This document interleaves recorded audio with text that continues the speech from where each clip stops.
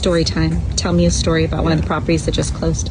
The more recent transaction that we did that was hairy as shit was on 82nd. Agent down in SoCal or San Diego reached out that I'm really tight with, and he's like, hey, we have this NOD, the seller's behind on their mortgage, they got a trustee sale date, like we need to move quick, like can you give me a cash offer on it? So we gave him a cash offer sight unseen, and they ended up going with someone that had walked the property prior.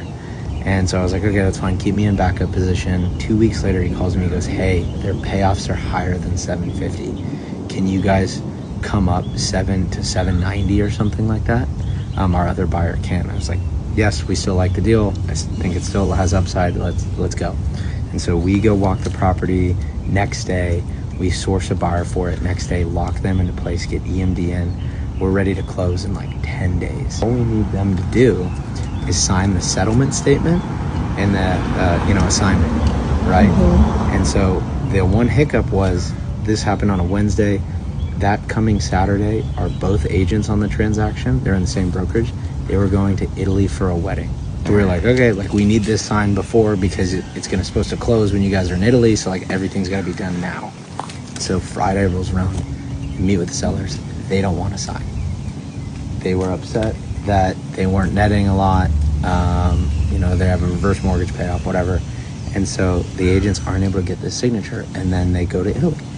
We find out in the middle of escrow that the people living in this house are squatting and they're drug addicts, which is why they're behind. And they inherited the property, so they don't even care.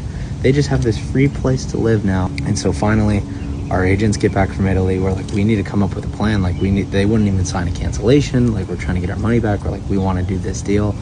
So finally, after like a bunch of tugging and pulling, we came up even more in price. Our agents threw in commission. We were able to negotiate with, the homeowners, and we were able to get them out of the house and have it vacant and closed. Like this simple 10-day deal turned into like this month-and-a-half nightmare, and we just were like, oh my God. So it's like hand-to-hand combat, but we closed. Buyers are flipping it now. The sellers were able to walk away with some money. The agents got paid, so it was like a win-win-win, but it was a nightmare.